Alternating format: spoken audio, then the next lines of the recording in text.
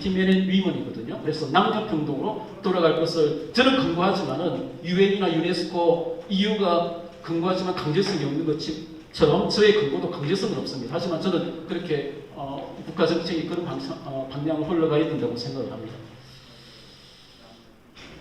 네, 젠더의 종말이라는 책이 최근에 나왔고요. 엔더 오브 젠더. 그 다음에 젠더 개념은 뇌과학적으로 이미 비교되었습니다. 그래서 독일어권에서도 이렇게 뇌 색깔이 다른 걸로 책이 나오고 있고요. 더 이상 그 다음에 젠더 연구는 학문이 아니라고 오스트리아 국회의원이 유럽에서 마찬가지입니다. 젠더 이데올로기에 대해서 독일어권 특별히 이 젠더라는 개념, 우리나라가 조금 마치 젠더를 좀 읊어줘야 진보적인 것처럼 조금 멋진 것처럼 조금 착각하는 면이 있는데 그런 것은 극복되어야 될 현상이라고 봅니다. 다음 김누리 교수죠. 네, 김누리 교수께서 지금 보면 여기 성교육이야말로 가장 중요한 정치교육이다. 성교육을 정치교육의 맥락에서 계속 주장을 하는데요. 방송에서 얼마나 많이 이 방송에서 현 정권의 정권을 대표하는 논객이 많습니다. 그래서 저는 공적인 입장에서 이 부분에 대해서 비례를 많이 이야기하고 사실은 제가 나중에 나오겠지만은 이분은 이제 독일 6.8이 독일 민주화를 이룬 세력이라고 그러지만은 독일 내에서 독일 6.8 50주년 기념 그 다큐멘터리가 독일에서 많이 제작되었는데 그때 가장 주목받고 논쟁의 그 어떤 초점에 있었던 학자가 괴츠 알리라는 교수입니다. 6.8 출신인데요. 그래서 6.8 세대가 독일 민주화를 완성했다는 것은 자기 신앙입니다. 자기 스스로 과잉되게 주장하는 거예요. 그래서 그것은 독일에서 제가 나중에 괴츠 알리 교수를 소개할 거고요. 입장. 그 다음에 성교육이 가장 중요한 정치 교육이라고 주장한 사람이 이제 김누리 교수도 주장하지만 독일에서 원조는 헬무트 켄틀러라는 교수인데 그 분이 동성애자로서 소아성애 운동을 주도했고 소아성애 실험을 했습니다. 소아성애가 아이들 교육에 좋을 거라고. 그래서 집 없는 고아들을 그 돌봄 아버지들한테 넘겨줬어요. 집 없는. 그래서 13년, 15년 동안 그 쉽게 말하면 소아성애자들의 성노예 생활을 했어요. 그게 이제 드디어 폭로되면서 여러분들 제가 소아성애 문제가 지금 조기 성교육과 소아성애는 굉장히 밀접하게 연관되어 있고 조기 성교육은 소아성애 운동의 한 그 전략이고 그루밍입니다.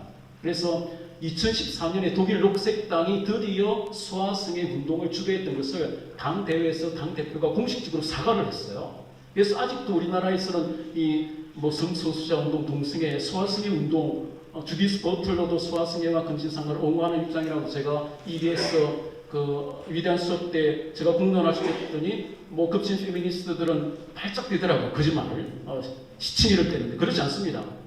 그래서 녹색당이 독일 6.8 세대가 만든 독일 6.8 세대가 가장 많이 정치권으로 진출해서 만든 당이 녹색당입니다. 그래서 독일과 프랑스 6.8은 소아성애적 안티파입니다. 제가 근거를 제시했으니까요. 제 표현이 아니라 독일 언론에서 그렇게 주장합니다. 소아성애적 안티파. 그러니까 파시즘을 격파하기 위해서는 소아성애가 필수적이다 이런 말이에요. 소아성애를 한 개인의 성적 취향이 아니라 정치적 기획으로 삼는 거예요. 그래서 독일 6.8 전체를 프랑스 6.8 전체를 소아성애적 안티파라고 부릅니다. 독일에서. 그래서 그 안에 이제 미셸 푸코도 들어가고요. 그래서 제 논문도 있고 제 책 2권이 나와 있고 미셸 푸코와 주디스 버틀러 향원 부제를 제가 성소수자 운동의 아동인권 유린과 젠더의 종말로 잡았습니다. 문화 막심의 항원 유럽 21세기 유럽 사회 민주주의 시대의 조언이라는 책이 나와 있고요. 그다음에 올해 안에 이제 이후에 소개되겠지만 김누리 교수가 독일 6.8을 굉장히 찬양하지만은 독일 6.8 성혁명 사상이 역사 왜곡에 기반한 지적 사기예요. 그래서 제가 이미 탈고해서 곧 나올 겁니다. 올해 안에 나올 건데 책 제목은 이제 독일 6.8 성정치의 역사 왜곡과 지적 사기, 사회주의 성정치 운동의 실패와 그 학문이라고 제가 제목을 잡았는데 왜 그것이 역사 왜곡, 그러니까 독일 6.8이 거짓말을 하는 거예요. 여러분들 성혁명 사상의 대전제가 뭡니까? 나치즘을 나치즘, 파시즘을 극복하기 위해서는 성혁명이 필요하다는 거 아니에요. 근데 쉽게 말하면 나치즘은 성의갑의 시대였다고 그렇게 주장하는데 그게 거짓말이에요. 성의갑의 시대가 아니라 나치 시대는 굉장히 성적으로 자유롭고 문란하고 혼전, 그 섹스가 장려된 소동과 고문화의 시대였어요. 그런 걸 역사적으로 이제 밝힌 그 미국 뉴욕 시립대학 다그마 헤르츠 교수의 그 입장을 제가 소개할 거고 올 10월에 젠더 이데올로기 국제학술 대회에 제가 지금 초청할 걸로 섭외하고 있습니다. 그래서 이런 것들을 학문적으로 얼마든지 제가 논박을 할 수 있습니다. 그럼에도 불구하고 독일 68, 한국 86 하면서 지금 86 운동권의 주요 논객으로 등장해가지고 낭만적으로 독일 68이 마치 모든 것을 다 이룬 것처럼 그렇게 과잉되게 자기 신화를 만들고 있다는 것이죠. 네. 그것에 대해서 지금 보수 교육감들이 광범위하게 이런 사상이 퍼져 있습니다. 각종 방송에 등장해서 마치 이것이 진리인 것처럼. 저는 나름대로 사명감과 책임감을 가지고 이 문제에 대해서 문제를 제기했습니다. 한번 보겠습니다. 미리 대체적인 근로를 많이 말씀드렸고요. 네, 버틀도 이야기했고, 그 다음에 이 소화성에 미셸 푸코도 소화성에 했다고 이제 디소르만 교수가 폭로를 했고요. 튀니지에서. 그래서 미셸 푸코가 보면 뭐 유럽 프랑스 철학의 왕이고 20세기 후반에 가장 많이 인용된 철학자 아닙니까? 많은 뭐 유아여대나 이런 데서 우상이었죠. 근데 사실은 미셸 푸코가 뭐 권력관계, 엄청 권력관계에 대해서 이야기를 했지만 성인과 소아 사이에 존재하는 권력관계, 수직관계 이것에 대해서는 침묵했다는 말이에요. 그래서 이 녹색당이나 소아성애를 주장하면서 성인과 소아 사이에는 그 어떤 그 권력관계도 존재하지 않는 루소주의적 뭐 그런 제국이다라고 낭만적으로 목가적으로 찬양을 했는데 그렇지 않습니다. 그래서 지금 독일 교육계의 주요 화두는 바로 이 소아성애와 조기 성교육 속에 포함된 아동 인권 유린이 독일 교육계의 가장 주요한 이슈입니다. 2010년에 독일 그 김누리 교수께서 찬양한 독일 68 진보 교육, 개혁 교육, 교육혁명, 루소주의적 교육의 메카라고 하는 오덴발트 학교에서 12명 아이들이 자살했고요. 선생들이 강간을 했어, 아이들을. 그래서 12명이 자살했고 900명의 성피해자가 나타났어요. 이건 조금 더 깊이 할 말이 있지만 아까 이야기했던 성교육은 가장 중요한 정치교육이라고 주장한 헬무트 켄틀 교수입니다. 네, 최근 연구소고 기본적으로 다 소아성의 실험을 하고 그래서 이런 사상이 번역되어서 우리나라 교육계도 침투한 것을 우리가 심각하게 받아들여야 된다고 생각합니다. 그래서 그 다음에 제가 독일 비판 교육을 독일 프랑크푸르트 학파의 비판 이론은 사실은 21세기 접어들면서 독일에서 가장 유명한 그 철학자 페터 슬로트다이크가 선언을 했듯이 독일 프랑크푸르트 학파의 비판 이론은 이미 이제 접어들었어요. 독일에서 21세기 접어들면서. 근데 독일에서는 이미 한물 갔는데 접어넣었는데 그것이 이제 미국에 건너가면서 마르쿠세를 따라서 인종 문제와 좀 결합해서 조금 더 미국에서는 더 극성을 부리고 있는 것 같고 그래서 이 미국으로 건너간 비판 인종 이론, 비판 법 이론, 비판 교육 이론이 다시 유럽으로 역상륙해서 최근에 우리 그 교수 신문에도 나왔죠. 그래서 이 프랑스 마크롱 정부가 특별히 교육부 장관과 마찬가지고 미국에 건너간 이런 그 비판 교육 이론이나 비판 법 이론 이런 그 급진 좌파 인종, 젠더 담론들이 오히려 역상륙해서 프랑스의 정체성을 흔들고 있다고 프랑스가 지금 염려할 정도로 유럽에서는 문화 마크시즘이나 사회주의 성정치, 독일 68, 프랑스 68은 이미 접어들었다고 보시면 맞습니다. 지금도 우리 프랑스 마크롱 정부 재선에 지금 도전하는데 보니까 재선될 것 같더라고요. 유럽은 옛날 유럽이 아닙니다. 유럽 20세기 후반 대학에서 배웠던 뭐 푸코를 읊으시고 버트를 읊어줘야 마치 그것이 아닙니다. 유럽은 지금 더 그렇죠. 우크라이나 사태 때문에 유럽이 많이 바뀌었고요. 그런 것을 제가 조금 소개하고 그다음에 비판 교육 이론의 배경에 보면 여러분들 이 비밀 독일 사상이 있습니다.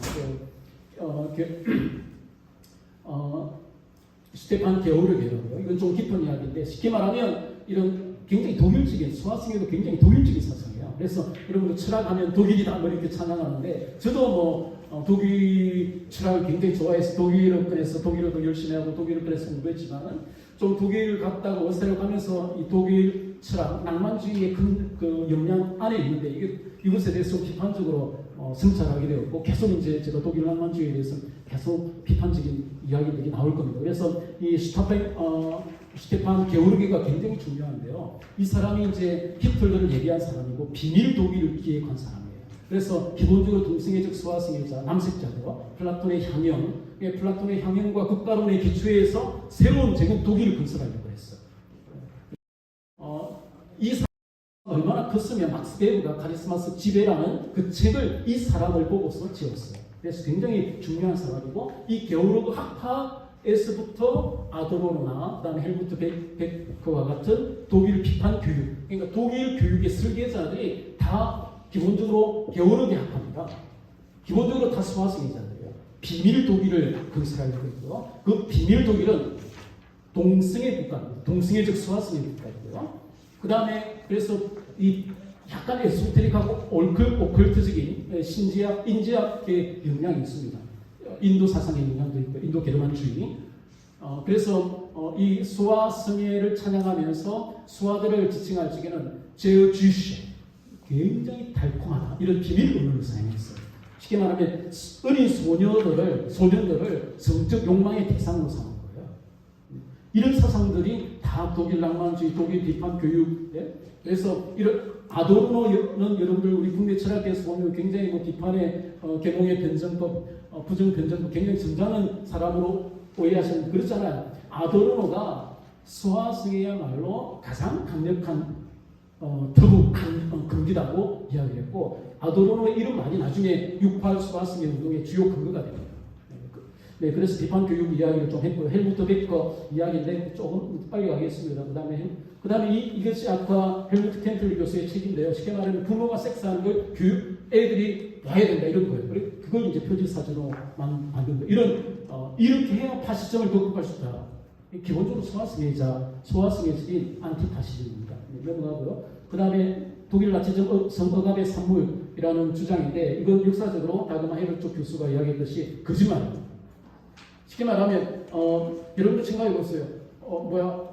홀로코스트가 하고 성억압이 하고 무슨 인과관계가 있어요? 성이 억압된다, 성이 억압되었기 때문에 홀로코스트가 나옵니까? 이상한 이야기를 가지고 말이야 선전선동을 해가지고 우리 대한민국까지 흔들고 있잖아요. 역사 왜곡입니다. 지적 사기입니다. 거짓말이에요. 제가 생각을 많이 사봤어요. 나치 시대는 성적으로 굉장한 혼란이었습니다. 단지 우리 동성애 성소수자 그룹에서는 마치 나치 시대는 성이 억압되었고 동성애자들은 핍박받았다고 그러는데, 독일인들끼리는 굉장히 성적으로 자유로웠어요. 혼외 성애가 굉장히 장려가 되었고요. 히틀러 유벤트하고. 그 다음에 단지 독일인 바깥에서는 인종청소, 인종적으로 우생학적으로 억압을 해야 되기 때문에 동성애 같은 걸 탄압을했어요. 이건 이제 이미 독일 주류 학계에서 수용되는 입장이니까요. 이런 입장으로 김누리 교수의 독일 68 찬양 얼마든지 쉽게 반박할 수가 있습니다. 아까 이야기했던 히틀러부터 나치즘을 선거의 결과는 아니다. 이것도 이제 괴짜일 교수의 책은 독일 68, 이분도 독일 68 출신이에요. 테러까지 했던, 대학 교수들 테러했던 사람이고, 독일 대학 신문의 편집을, 그러니까 독일은 먼저 68인데, 사실은 68 민족의 주요이라고 이야기하시면 거짓말이고, 독일 68은 1933년 나치 학생 운동과 굉장히 닮았다는 주장이에요. 그래서 히틀러의 나의 투쟁을 연상시키는 우리의 투쟁 68이라고 했어요. 그래서 68은 그러니까 쉽게 말하면 독일 좌우 학생 운동이라고 그렇게 보시면 됩니다. 68 그렇게 찬양할 수 없다는 것이고요. 넘어가겠습니다. 예를 들어 독일 교육계에서 아까 이야기했듯이 이것도 이제 독일 교육학 학회의 공식 저널이거든요. 2017년에 그때 특집 주제가 뭐냐면 바로 이런 아까 제가 소개했던 수화성애, 아동인권 유리, 이것이 특집으로 다뤄졌어요. 독일 교육계의 주된 화두가 아동 성폭력이란 말이에요. 수화성애란 말이에요. 오덴발트 학교란 말이에요. 세상이 어떻게 돌아가는지 아셔야 된다는 말이에요. 2분 만에 끝내겠습니다. 그래서 이분은 이제 스위스 교육학자인데요. 쥐리 대학. 오덴발트 이후에 독일 교육, 루소주의 교육을 더 이상 갈 수 없다고 그렇게 주장합니다. 책 제목으로. 아까 이야기했던 스테판 게오르게 있고요. 톰 크루즈의 발키리도 이것과 관련이 있습니다. 막스 베버의 책도 그렇고요. IS는 집단적 가해자 전략으로서의, 그 다음에 아까 플라톤의 향연에 기초한 교육학적 해로서, 그래서 이런 독일 68 진보 교육과 개혁 교육이 상당히 위험하다는 것을 제가 말씀드렸고, 낭만주의는 독일적 사건인데, 독일 좌우 사회주의는 좌우 낭만주의와 연관되어 있고, 이것은 영국의 자유주의, 영국의 사회주의, 영국의 자본주의, 영국의 산업주의, 영국의 개인주의에 대해서 대척점에 있어서 독일 낭만주의는 독자적인 도이치 존더백이라고 독자 노선을 가면서 굉장히 사회주의적이고 낭만주의적인 길을 가게 됩니다. 거기서부터 낭만주의 운동이기 때문에 수화성에도 나오는 거예요. 그래서 수화성에 묻는 문제는 철학적으로 굉장히 본질적이라는 걸 제가 주장하는 것입니다. 넘어가고요. 뭐 아까 버틀러 비판인데 여러분들 마지막 1분 남았는데 이 독일 68과 프랑스 68뿐만 아니라 여러분이 알고 있는 포스트 모던 철학자의 거의 대부분이 수화성의 비범죄를 주장했어요.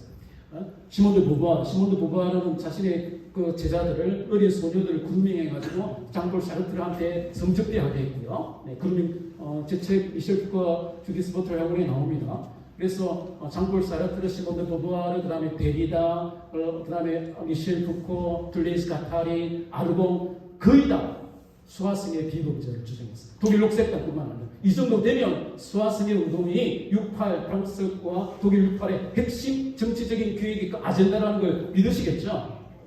네. 절대 주변적인 그냥 하나의 어떤 개인의 성적 일탈, 성적 취향의 문제가 아니에요. 정치적 계획이었어요. 파시즘 격파를 위한 정치적 기획이었고 이런 사상이 김누리 교수 등을 통해서 또 조희연 교육감 아래서 한국에까지 침투해서 번역된다. 서울시 마다 어린이책 같은 걸로 표현해야 된다. 심각성을 보수 쪽에서 가지셔야 된다. 이렇게 봅니다. 북코의 비판이었고요. 네. 네, 이상 마치겠습니다. 네, 이 정도라고 충분히 핵심 주제는 이야기했습니다. 5분 정도 더 하셔도 그래요? 네, 네. 그림만 좀 보겠습니다. 아까 이야기했던 이 사람이 그 독일 전 대통령 리하드 폰 바이제크입니다. 칼 프리드리 바이제크는 굉장히 발라이 라마를 초대했던 핵물리학자죠. 독일에서 가장 유명한 정치 명문 가문이 바이제크 칸인데 이런 독일 전 대통령, 이 독일 전 대통령도 아까 제가 소개했던 슈테판 게오르기 학파에 속합니다. 그래서 굉장히 조금 이 동성애 이런 사람들이 나중에 유네스코의 초기에 투입됩니다. 그래서 유네스코까지 침투해가지고 이런 쉽게 말하면 독일에서도 그렇고 엘리트들이 수화성을 하거든요. 프랑스에서도 폴 보겔이나 앙드레 지드 같은 엘리트들이 자국에서는 못하니까 튀니지나 이런 이슬람권에 가가지고 수화 매춘을 하고 수화 강간을 하고 있단 말이에요. 그래서 이런 사상이 뿌리를 가면 굉장히 깊다. 그리고 이것이 유네스코까지 침투하고 제가 헬무트 베크를 이야기합니다. 그 다음에 유엔이나 그 다음에 EU 같은 그래서 사회주의자들이 국제기구에 진출해가지고 거기서 제도권의 기능들을 통해 세계문화를 확보한 다음에 탑다운 방식으로 제민족 국가에게 영향력 행사하고 하지만 법적으로 강제성은 전혀 없습니다. 그래서 지금 동유럽 국가들이 이런 유럽 인권법원이나 EU에서 이야기하는 이 사회주의 성정치에 대해서 저항을 하고 있죠. 그래서 차별금지법 같은 거 여러분들 독일 68 녹색당의 아이콘 같은 사람이 다니엘 콘벤디트라는 사람인데 그 사람은 보세 아이가 옷을 벗게 되면 굉장히 이로틱한 느낌을 가진다고 수화성애적인 발언을 했고 이런 사람들이 유럽 연합에 진출해가지고 유럽 인권법원에 영향력을 행사하고 사회주의 성정치를 강요하고 그것도 동유럽까지 강요하고 그러니까 헝가리와 폴란드, 체코 이런 쪽에서 끝까지 맞서고 있거든요. 그래서 이것이 절대 글로벌한 트렌드가 아니다. 라는 걸 여러분이 아셔야 되겠습니다. 네, 뭐 제가 기업 이론은 본질적으로 수화성이다. 영미 청교도주의와의 대척점 토마스 만, 여러분들 독일 최초의 노벨 문학상 토마스 만이 굉장히 수화성의 운동, 동성애 운동에 굉장히 중심적인 역할을 합니다. 그래서 최근에 토마스 만이 위베크인가요? 자기가 태어난 거기에서 대학교를 토마스 만 대학교로 개칭하려고 그랬는데 교수들이 들고 일어났어요. 수화성, 베네치아에서의 죽음인가요? 그 측에서 굉장히 수화성애를 찬양하고 실제로 최초의 동성애 저널에 기고한 사람이 바로 토마스 만입니다. 굉장히 그래서 이 독일 문학과 철학계에서 이런 성소수자, 동성애, 수화성애 운동의 뿌리가 깊습니다.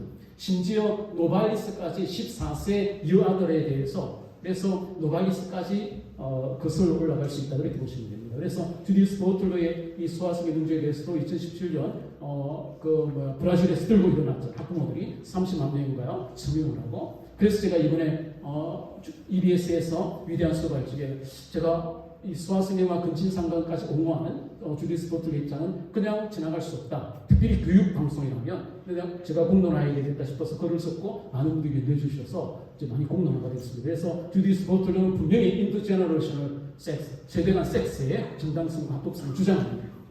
뭐 제가 넘어가고요. 개 유명입니다. 중간에 있고 수화성애자로 커밍 아웃하는 사람입니다. 그 다음에 근친상간. 근데 수화성애와 근친상간 금기를 빼고 했던 것은 독일 낭만주의로부터 시작됩니다. 토마스 만도 근친상간 금기에 대해서 굉장히 집착을 하고 모티브에서 많이 사용합니다. 네, 그래서 이 요즘 데릭 젠슨이라는 2020년이죠. 피어 이론은 본질적으로 수화성애라고 정식적으로 주장합니다. 네, 향락주의적 좌파의 동성애 수화성애. 네, 그래서 무지개 속에 수화성애, 근친상간, 다자성애도 포함되는지 네, 이렇게 보셔야 되고 수화성애적 아동 성폭력에 대한 감수성을 우리 보수 교육에도 가져야 됩니다. 이상을 발전하시겠습니다. 감사합니다.